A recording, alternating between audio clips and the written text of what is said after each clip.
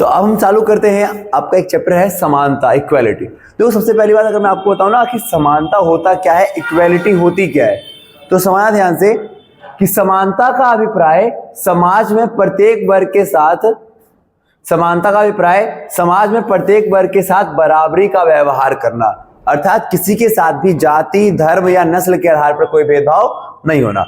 Equality समानता, समानता का मतलब है कि भाई समाज में जितने भी वर्ग है ना, हर वर्गों के साथ एक समान व्यवहार करना, किसी के साथ किसी प्रकार का भेदभाव नहीं होना चाहिए, ना जाति के नाम पे, ना धर्म के नाम पे, ना नस्ल के नाम पे, सबको एक समान रहे, ठीक है। और अगर आपसे बोले कि समानता के कितने पहलू होते हैं, तो हम कहते हैं समानता के दो पहलू है, एक होता है सकारात्मक पॉजिटिव और एक होता है आपका नकारात्मक नेगेटिव। ठीक इसी प्रकार से ना स्वतंत्रता में भी था, फ्रीडम के अंदर भी, कि स्वतंत्रता भी दो प्रकार की थी, सकारात्मक और नकारात्मक। तो देखो सकारात्मक समानता और नकारात्मक समानता क्या होती है, तो इसके लिए ना एग्जांपल देकर समझना। पहले इसको समझने के लिए जैसे मान के चलो, मैंने कहा ना कि एक क्लास है और एक क्लास में 5 बच्चे हैं। मैं 2 एग्जांपल ले रहा हूं, देना अभिषेक। एक क्लास में 5 बच्चे, फिर वहीं पर एक और उसी क्लास में अगर मैं एक वही एग्जांपल लेके चल रहा हूं 5 बच्चों वाला। एग्जाम होता है, पहले क्लास में क्या होता है जब एग्जाम होता है ना, तो एग्जाम में क्या होता है कि राजू नाम का जो बच्चा था, इसके 8 में से 8 नंबर आ गए, ठीक है, और बाकी सबके 1 2 3 4 ऐसे करके नंबर आए, ठीक है। पर सर ने कहा ना कि देखो भाई हमारे क्लास में तो समानता चलती है, तो सबको फर्स्ट। समझ चाहिए याद क्या रखना, मतलब देखो समझ क्या है कि एक क्लास के अंदर 5 बच्चे थे, 5 बच्चों का एग्जाम हो रहा है। राजू जो एक बच्चा है जिसको 8 में से 8 नंबर मिले, बाकी सबको ना 8 में से 1 2 3 4 ऐसे नंबर मिले। समझ जी। तो ऐसे केसेस के अंदर आप समझना, ऐसे केस में आप ये समझना क्या होता है, तो वहां पे स्कूल के सर ने क्या कह दिया, हम तो समानता को मानते तो सबको बच्चे को फर्स्ट दे देंगे। वह इस वाले क्वेश्चन के अंदर क्या था हमारे पास, राजू के आए 8 में से 8 ना, इस वाले केस में अगर बात करें तो राजू का है 8 में से 8 और बाकी सबके नहीं आए हैं। तो इस वाली क्लास में केवल राजू को ही फर्स्ट कहा गया और जो इसके बाद आया उसको सेकंड और थर्ड का पोजीशन दिया गया, ठीक है। तो अब देखो ये जो आपने पढ़ा ना, ये है आपका नेगेटिव समानता, नकारात्मक, और ये जो आपने एग्जांपल देखा वो है पॉजिटिव। मतलब नेगेटिव समानता में क्या होता है, नकारात्मक समानता में क्या होता है कि सबको एक समान समझ लिया जाता है, और जब सबको ही आप एक समान समझ लोगे ना, तो फिर व्यक्ति की योग्यता खत्म हो जाती है। समझो, ठीक इसी प्रकार से जैसे कि हम बात करते हैं एक फैक्ट्री के अंदर बहुत सारे वर्कर है, उसमें से एक वर्कर जो है वो दिन रात एक करता है, ओवर टाइम भी करता है, पर जब सैलरी की बात आती है तो उसको भी उतना मिलता है जितना बाकी लोगों को मिल रहा है, तो ये गलत है। पर नकारात्मक समानता के अंदर क्या हो जाता है हमारे पास कि भाई प्रत्येक वर्ग को एक जैसा समझ लिया जाता है, सभी को एक जैसा समझ लिया जाता है, और जब सबको एक आप एक जैसा समझ लेते हो ना, तो कहीं ना कहीं वहां पे योग्यता खत्म हो जाती है। बट सकारात्मक वाले में क्या होता है, पॉजिटिव वाले में क्या होता है कि सबको एक जैसा नहीं समझना, बल्कि सबको योग्यता के आधार पर बांट देना, ठीक है भाई। तो वही है यहाँ पर देखो क्या सकारात्मक समानता कौन सी होती है, तो सकारात्मक समानता, समानता का वह पहलू है जिसमें व्यक्तियों को योग्यता के आधार पर बांट दिया जाए, कि जो बच्चा फर्स्ट आया उसे फर्स्ट, जो सेकंड आया उसे सेकंड। एग्जांपल के तौर पे एक कर्मचारी जो कि अधिक मेहनत करता है उसे अधिक वेतन मिलना, ये होता है सकारात्मक। और नकारात्मक में क्या होता है, व्यक्तियों को योग्यता के आधार पर नहीं बांटा जाता, बल्कि सभी को एक समान समझ लिया जाता है, ठीक है भाई। हाँ, तो वही कह रहा हमारे पास ये वाला। तो नकारात्मक समानता क्या होती है, तो यहाँ पर व्यक्तियों को क्षमता के विकसित करने का अवसर नहीं मिलता, यानी सबको कहते हैं कि सब एक ही बराबर हो। कोई बंदा 20 घंटे काम कर रहा है उसको भी सेम सैलरी मिलेगी, कोई बंदा काम ही नहीं कर रहा उसको भी सेम सैलरी दी जाएगी, तो ये गलत है, ठीक है। हाँ, दोनों केस में समानता तो है, बट इस वाले केस में योग्यता को भूल गए कि कोई व्यक्ति योग्य है अयोग्य हटाओ, भूल गए इसको।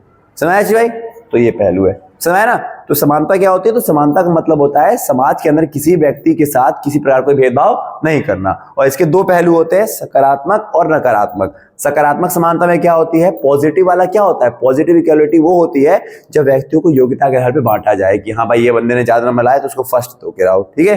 वही नकारात्मक वाले में क्या होता है कि वहां पे योग्यता के आधार पर बांटते नहीं, बल्कि सबको एक समान ही समझते हैं, ठीक है।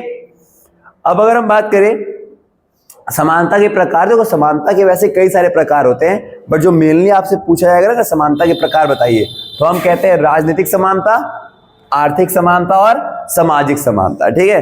वैसे और भी हो सकते हैं, प्राकृतिक और एक प्राकृतिक हो जाएगा आपका, एक हो जाएगा आपसे अगर हम बात करें तो मानसिक तौर पे समानता, ठीक है, धार्मिक समानता, तो कई सारे हैं, बट आपको मेनली जो 3 याद रखने हैं, राजनीतिक समानता, आर्थिक समानता और सामाजिक समानता।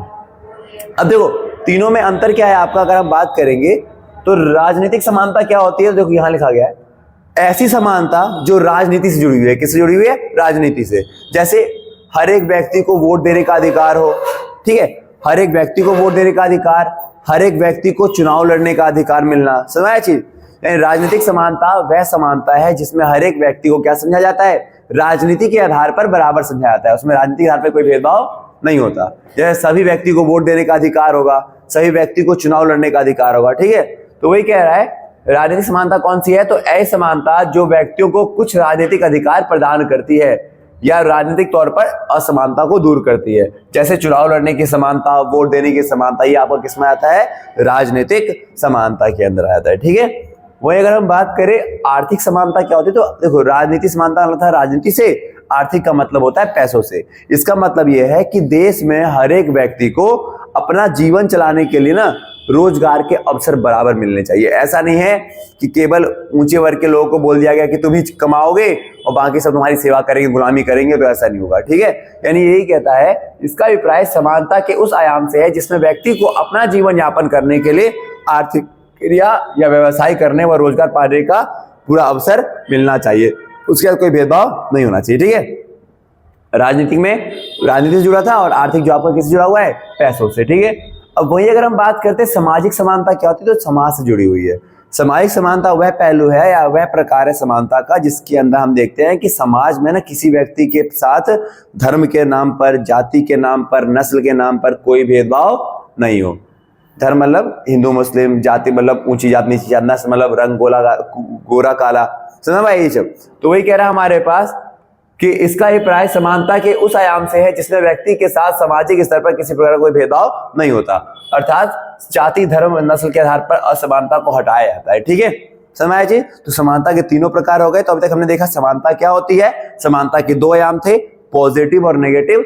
सकारात्मक मैंने बताया था क्या होता है, जिसमें ना फर्स्ट वाले को फर्स्ट दो, बाकी सबको अलग अलग। पर नकारात्मक में क्या होता है? सबको एक समान समझ लिया जाता है। फिर हमने बताया समानता के प्रकार तीन होते हैं, राजनीतिक, आर्थिक और सामाजिक, ठीक है। राजनीतिक मतलब है राजनीतिक तौर पर स्वतंत्रता मिलना, जैसे कि भाई वोट देने का अधिकार, चुनाव लड़ने का अधिकार। आर्थिक में अपना जीवन चलाने के लिए आर्थिक क्रिया या कमाने का पूरा स्वतंत्रता मिलना चाहिए, ठीक है। और तीसरा था आपके पास कौन सा? तीसरा था सामाजिक, जिसमें जाति नस्ल के आधार पर कोई भेदभाव नहीं होगा, ठीक है। अब अगर हम बात करते हैं, ये देखो एक होता है मार्क्सवाद। मार्क्सवाद जो विचारक है ना, या मार्क्सवाद जो विचारधारा वो किससे निकली है? ये निकली है आपके कार्ल मार्क्स से, कार्ल मार्क्स से, ठीक है। अब देखो मार्क्सवाद होती क्या समझना, मार्क्सवाद का मतलब होता है, या मार्क्सवाद एक ऐसे विचारक थे जिन्होंने समानता को ना एक नया परिभाषा दिया था। इनके अनुसार ये था कि अगर समाज में ना भेदभाव को दूर करना है, इनको लगता था ना कि समाज में पूरा भेदभाव चल रहा है, वो भेदभाव चल क्यों रहा है? तो समाज में जितना भी भेदभाव है वो सारा भेदभाव हो इसलिए रहा है क्योंकि कुछ लोग अमीर हैं और कुछ लोग गरीब हैं। तो इसने कहा कि अगर हमें ना समाज से भेदभाव को मिटाना है, अगर हमें समाज से ना असमानता को दूर करना है, तो सबसे पहले जो अमीरी गरीबी का भेदभाव है वो कम करना पड़ेगा। और अमीरी गरीबी का भेदभाव कब खत्म होगा? तो जिनके पास प्राइवेट प्रॉपर्टी है ना, वो उनसे छीन करके सारी प्रॉपर्टी क्या कर दो? सार्वजनिक बना दो। समझ चीज। मतलब मार्क्सवादी विचारधारा इनके अनुसार देश के अंदर निजी स्वामित्व यानी कि प्राइवेट ओनरशिप को समाप्त कर देना चाहिए। वह संपत्ति पर किसका अधिकार होना चाहिए? सरकार का पूरा अधिकार होना चाहिए। मतलब संपत्ति किसी की कोई प्राइवेट प्रॉपर्टी नहीं होगी, सबका वो यूज कर सकता है उसे। समझ आया चीज। तो कार्ल मार्क्स एक ऐसे विचारक है जिन्होंने समानता को एक नया मोड़ दिया, और इनके अनुसार ये था कि भाई देश के अंदर अगर समानता प्रमोट करना है तो समानता प्रमोट करने के लिए हमें क्या करना पड़ेगा?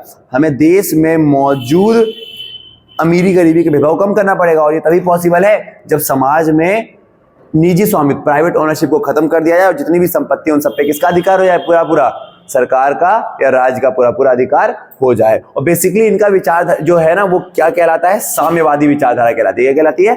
साम्यवादी विचारधारा। साम्यवादी विचारधारा का मतलब यही है कि अर्थव्यवस्था के अंदर जितने भी संपत्ति है उन सब पे किसका अधिकार होगा? देश की सरकार का। समझ मार्क्सवादी विचारधारा। अब हम बात करते हैं, एक होता है आपका उदारवादी। तो उदारवादी विचारधारा क्या होती है? तो उदारवादी विचारधारा ना बेसिकली ये कहती है कि जब भी देश के अंदर नौकरियों की बात आएगी, जब भी देश के अंदर शैक्षणिक संस्थानों की बात आएगी, तो उस समय ना व्यक्ति का चुनाव जो किया जाएगा, जो उम्मीदवारों का चुनाव किया जाएगा, वो ऐसे ही नहीं चुन लिया जाएगा कि ये मोदी का या पीएम का सारा लगता है तो या फिर ये गृह मंत्री का भाई लगता है, ऐसे नहीं किया जाएगा। वो किया जाएगा प्रतियोगिता के आधार पर। ठीक है, हमारे देश में ऐसे होता है ना, जब भी कोई नौकरी निकलती है तो कंपटीशन होता है, एग्जाम दो भाई पास करो। ठीक है, तो वही है, यह नौकरियों व शैक्षणिक संस्थानों में प्रवेश के लिए चयन के उपाय के रूप में प्रतिस्पर्धा का सिद्धांत फॉलो करता है। तो अगर आपसे पूछे भी तो प्रतिस्पर्धा का सिद्धांत क्या है, तो हम कहेंगे प्रतिस्पर्धा का सिद्धांत का मतलब होता है कि नौकरियों के अवसर पर या शैक्षणिक संस्थानों के अवसर पर आपको, हमारे देश में क्या है कि कंपटीशन बेसिस पे आपको सब कुछ क्लियर करना पड़ता है। ठीक है, आपको ऐसे फ्री में कोई मुफ्त का चीज नहीं मिलेगा। ठीक है, इसके अनुसार व्यक्ति को कुछ भी उसकी योग्यता की क्षमता पर आधार पर ही मिलना चाहिए, ना कि फ्री में मिलना चाहिए। ठीक है भाई, ये उदारवादी विचारधारा है। अब अगर हम बात करेंगे तो एक होता है आपका नारीवाद।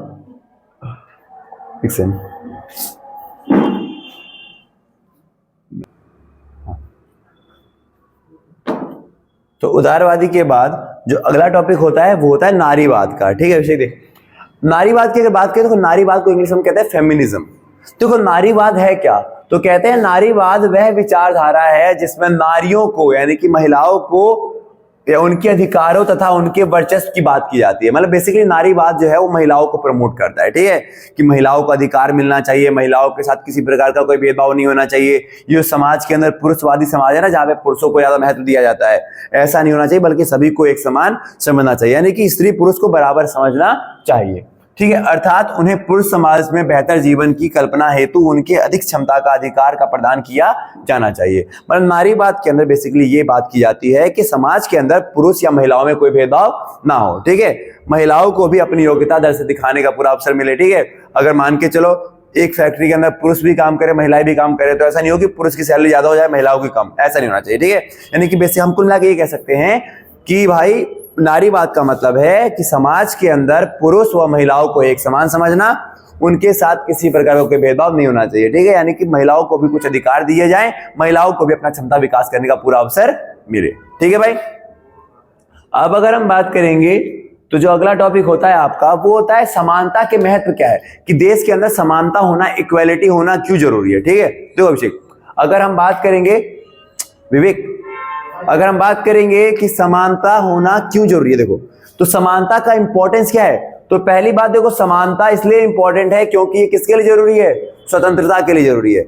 बिना समानता की स्वतंत्रता मिल नहीं सकती। मान के चलो हमने ना कह तो दिया कि भाई सबको एक समान, सब कोई आने जाने के लिए स्वतंत्र है। ठीक है, हमने ऐसा कह दिया कि सब कोई आने जाने के लिए स्वतंत्र है, बट वहीं पर हम क्या कर रहे हैं, नीची जाति वाले लोग कहते हैं कि भाई तुम नहीं जाओगे, केवल अमीर लोग जाएंगे या उच्च वर्ग के लोग जाएंगे, तो ये गलत हो जाएगा। यानी हम ये कह सकते हैं क्या, समानता का महत्व यह है कि भाई यह स्वतंत्रता के लिए बहुत ज्यादा आवश्यक है।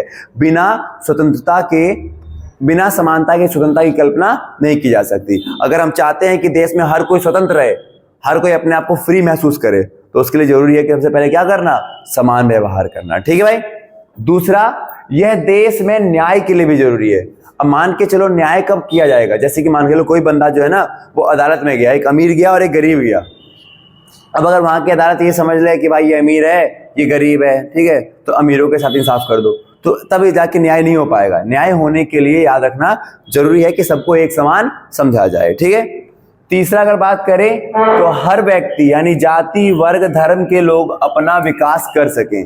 समानता इसलिए भी जरूरी है ताकि देश में हर व्यक्ति, चाहे वो नीची कैटेगरी का हो, पिछड़े वर्ग के लोग हों या फिर एससी हो एसटी हो, ये सब अपना विकास कर सकें। ठीक है, इसलिए तो इनको समानता प्रदान करने के लिए कई सारे आरक्षण भी दिए गए हैं। आरक्षण का समझते हो ना, कि नीचे वर्गों को विकास करने हेतु उनको कुछ महत्व देना, उनको कुछ अधिकार प्रदान कर देना। ठीक है भाई, चौथा बात करें तो समानता देश में संघर्षों को भी कम करता है। जब देश में हर व्यक्ति को एक समान समझा जाएगा ना, तो क्या वो अपने आप को अलग महसूस करेगा, नहीं करेगा। ठीक है, तो यही तो समानता स्वतंत्रता के लिए आवश्यक है, समानता न्याय के लिए आवश्यक है, समानता हर व्यक्ति के विकास के लिए बहुत जरूरी है, समानता देश में संघर्षों को कम करता है। हर व्यक्ति के विकास आप ये भी कह सकते हो, जैसे कि होता है ना, महिला पुरुष को अगर हम बराबर समझेंगे तो महिलाएं विकास कर सकती है, ना कि केवल पुरुष। ठीक है, और यह देश में शांति व सहयोग को बढ़ावा देता है। जब आप देश में हर व्यक्ति को समान समझोगे, चाहे वो हिंदू हो, मुस्लिम हो, चाहे सिख हो, जैन धर्म, बौद्ध धर्म, कोई से भी धर्म के हो, सबको जब आप एक समान समझोगे ना, तो कहीं ना कहीं जब देश में संघर्षों की बात आती है तो वो तो खत्म हो जाएगा, और जब शांति या सहयोग की बात आती है तो वो भी बढ़ेगा। ठीक है, तो याद रखना समानता कई चीजों के लिए आवश्यक है, स्वतंत्रता के लिए, न्याय के लिए, देश में हर व्यक्ति अपना विकास कर सके, संघर्षों को कम करने के लिए और शांति व सहयोग करने के लिए भी आपका समानता बहुत आवश्यक है। और जो लास्ट टॉपिक होता है हमारे पास कि आखिर हमारे संविधान के अंदर समानता का अधिकार एक वर्ड है ना, तो हमारे संविधान में 6 मौलिक अधिकार है। उन 6 मौलिक अधिकारों में से एक मौलिक अधिकार का नाम होता है समानता का अधिकार। तो आखिर समानता का अधिकार हमारे आर्टिकल कहां से कहां तक है, तो 14 से लेकर के 18 तक। तो आर्टिकल 14 जो है आपका, अनुच्छेद 14, वो क्या कहता है, तो इसके अनुसार कानून के समक्ष हर कोई समान होगा। समानता का अधिकार का जो पहला आर्टिकल है, 14वां आर्टिकल, ये कहता है कि कानून कभी भी यह देखकर इंसाफ नहीं करेगी कि यह अमीर है या गरीब, नहीं, कानून के समक्ष हर कोई समान होगा। आर्टिकल 15 क्या कहता है कि देश में लिंग यानी कि जेंडर, जाति, धर्म के आधार पर कोई भेदभाव नहीं होगा। ठीक है। आर्टिकल 16 क्या कहता है कि जब भी सरकार के द्वारा कोई भी रोजगार के अवसर प्रदान किए जाएंगे, जब भी सरकार के द्वारा कोई रोजगार निकाला जाएगा, जॉब वैकेंसीज निकाली जाएगी, तो वहां पर हर कोई बराबर रहेगा, यानी सबको पूरी अपॉर्चुनिटी है कि हाँ भाई आप भी जॉब भर सकते हो, एग्जाम क्रैक करो फिर उसके बाद जॉब निकालो। ठीक है, समझ चीज। अब आप इसमें कहोगे SC ST वालों को रिजर्वेशन है, तो वो अलग बात है, बट सब आपको सरकार रोकती तो नहीं है ना कि जनरल वाले फॉर्म नहीं भरेंगे, समझ। फिर अगला हम बात करें, आर्टिकल 17 क्या कहता है, अस्पृश्यता। अस्पृश्यता का मतलब होता है अनटचेबिलिटी, ये नीची कास्ट का है, हाँ ये नीची कास्ट का है, ये नीची कास्ट का है भाई, इसको हमारे से दूर रखो। ठीक है, ऐसी कैटेगरी नहीं होनी चाहिए। फिर वही अगर हम बात करें, और जो लास्ट होता है आपका 18वां, वो होता है उपाधियों का अंत। देखो पहले के टाइम ऐसा होता है ना, राणा साहब, चौधरी साहब, ठाकुर साहब, ये सब।